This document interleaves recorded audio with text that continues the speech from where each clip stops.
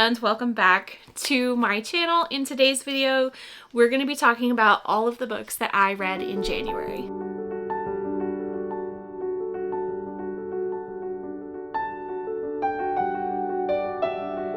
Before we get into the video, my name is Sarah and I love to read fantasy books and sci-fi books, and I'm trying to read more nonfiction this year. So if any of those genres interest you, then subscribe, all of that stuff. These are all of the books that I read in January. I read 10 books, and if you're interested in any of my stats, because I am fascinated by data and statistics, let's talk about some of them. I have a fancy spreadsheet that keeps track of this kind of thing for me, and I'm very excited about the data that it collects. So I started and finished 10 books. Some of this data includes the 4 other books that I started but have not finished, and I'll let you know what that is. But I started and finished 10 books in the month of January. That was about 3,314 pages, which is pretty good. The average length of the books that I were reading was about 473 pages, which is pretty long.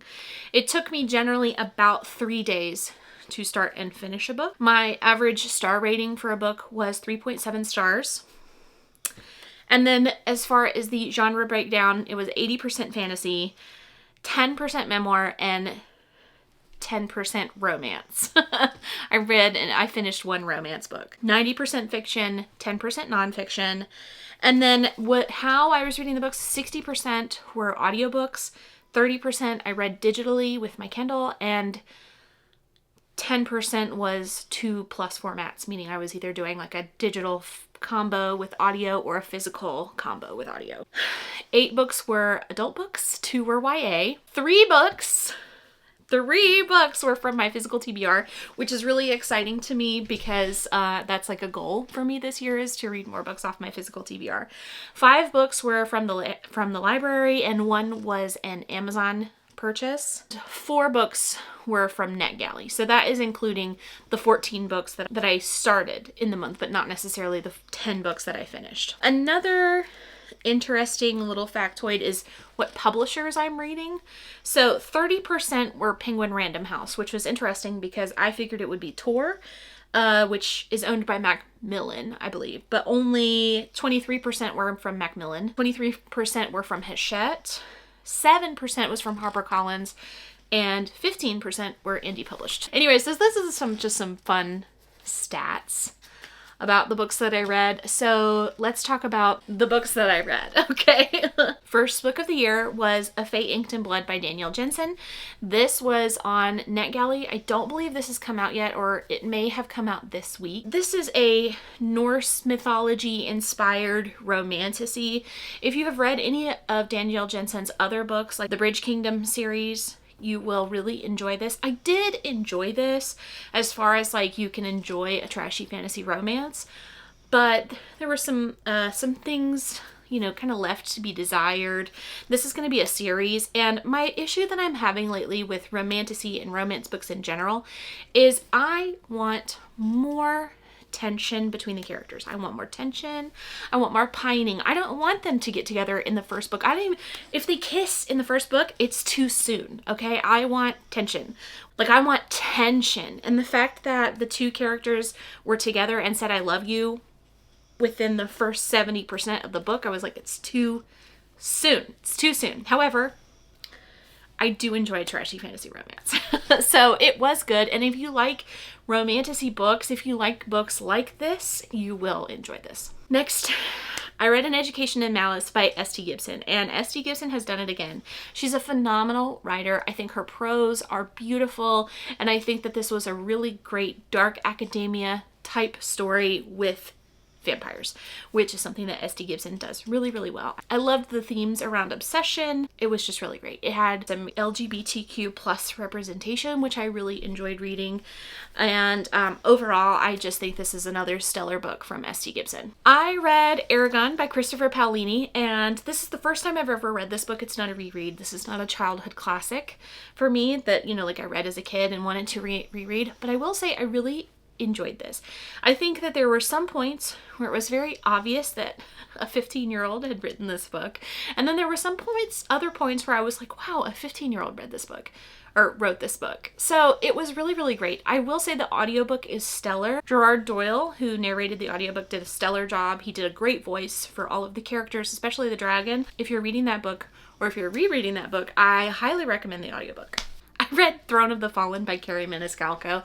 This is one where going into Barnes & Noble and seeing a pretty Barnes & Noble exclusive edition of a book kind of duped me a little bit. I should have read the series that goes along with this, but I didn't want to. And to be honest, you don't have to. There is some stuff that you might be missing, but it wasn't so much that I couldn't understand what was going on with this book. Throne of the Fallen is like, it's smut with a thin veil of fantasy over the top, okay?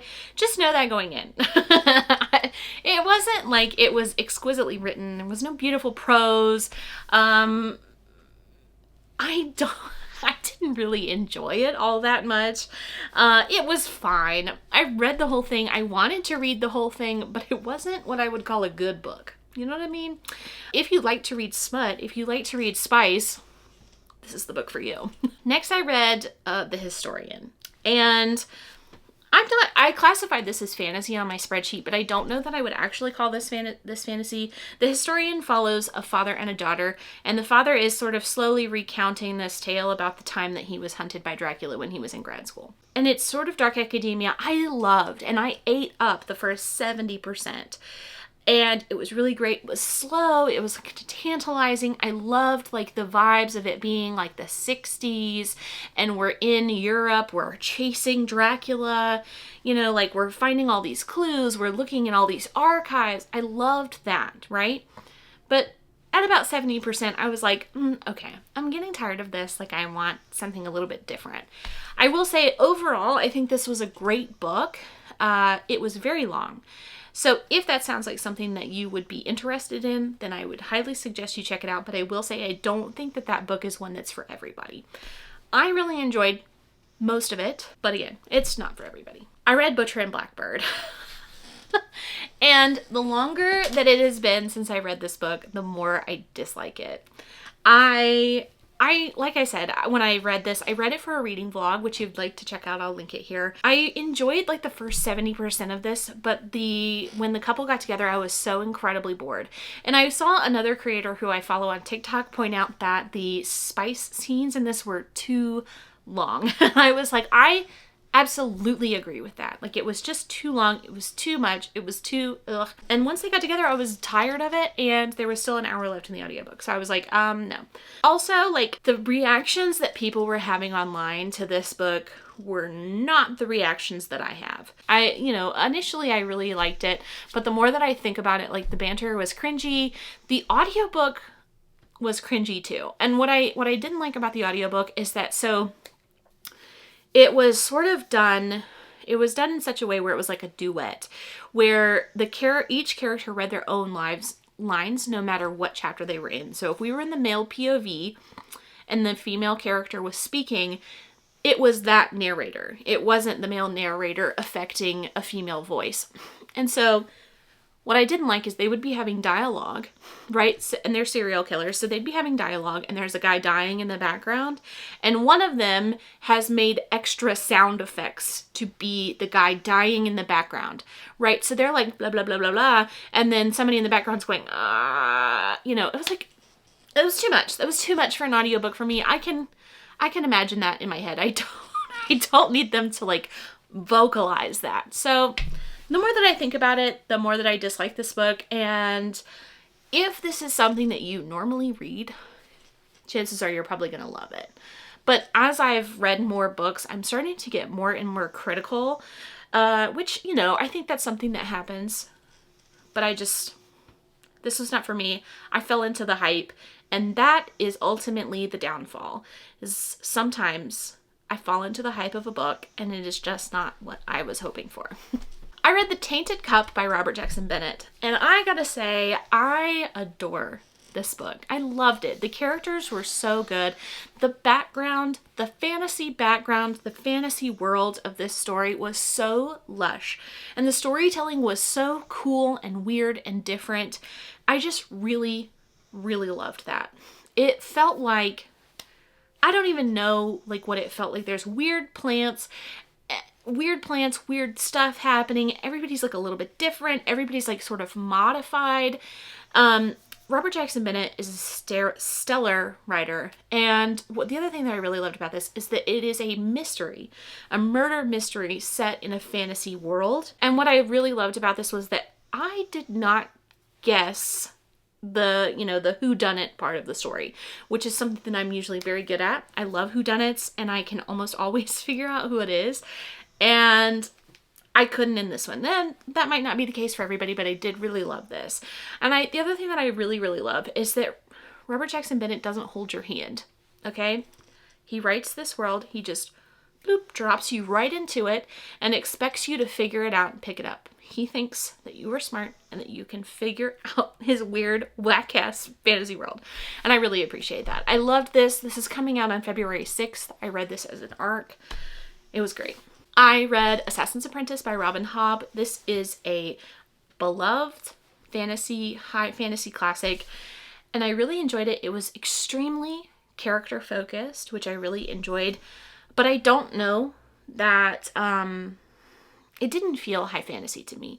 There were some like magical power elements to this, but it was very small. I did not appreciate the sort of like mild animal abuse, and I did not like that Robin Hobb chose to have dogs be a big part of this story and then call the female dogs bitches. I understand that this was written in the 90s, okay? I understand that this, is a different time.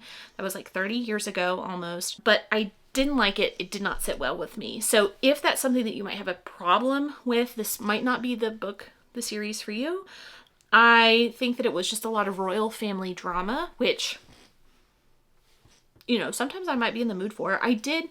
It was very easy to listen to. I wanted to listen to it, but it wasn't quite what I was expecting because it's like a high fantasy. It's like well known and it didn't feel very high fantasy. It just felt sort of medieval to me. So I enjoyed it. I think I'm going to read the next book in the series, but I'm unsure about how I feel about that one. I read An Unquiet Mind, a memoir of moods and madness. This is by Kay Redfield Jamison. Yeah, Jamison. This is one woman's memoir about her grappling with having bipolar disorder or manic depressive disorder. I really enjoyed this. It was a very short memoir, but it was a really great, just her talking about her experience and growing up and how, she saw her dad kind of grapple with this and then turns out she has it and like what she's been able to do. And it's also really cool because she is a psychiatrist or a psychologist. I'm not 100% sure which one. So it was her talking about it through the lens of having a degree in this sort of thing. I thought it was really interesting. It was just really interesting to read, and it was kind of heartbreaking and beautiful all at the same time. So yeah, I really, really enjoyed that. It's kind of hard to talk about memoirs because I don't really like to rate them or, talk critically about them because it's someone's experience, actual, real experience. So if that seems like something that would be interesting to you, I would recommend it. And finally, the last book that I read this month is Destroy the Day by Brigid Kemmerer. This is the last book in her Defy the Night series, and I really enjoyed this. About 70% of the way through, I was like, Ms. Kemmerer, how are we gonna wrap this up? Because we only have 30% left. But she did it in such a way that I really, really enjoy. It's where, everything wraps up and then the story sort of ends and she ties off loose ends, but it's not in a long drawn out way. Here's how we're going to fix this kingdom, blah, blah, blah. It's them doing all of the stuff. It was big battle happens, ties up loose ends, and that was it. And I really appreciate that. I don't like it when it's the end of the Lord of the Rings movie where they're being rescued from Mount Doom and you think, okay, this is it. And then it fades to black and then it comes back. and then it fades to black again, and then it comes back again, and it's like there's more stuff. I don't like that. So I did really appreciate how she wrapped this up. I think that this was a really great YA series. Ultimately, I like the first book the most. The other two books were kind of, they were just different. But overall, I really enjoyed the series, and now that it's out, if it's one that you've had your eye on, I recommend checking it out. Those were all of the books that I read in January. It was a pretty good reading month for me. I am looking forward to February. I have a long list of books that I'm going to put on my TBR for February. So I've got a lot of work to do in February. Let me know what you read and enjoyed this month, or if you read any of these books and you have different opinions than me. I would love to hear about them in the comments. Be sure to subscribe, and I will see you in the next video. Bye!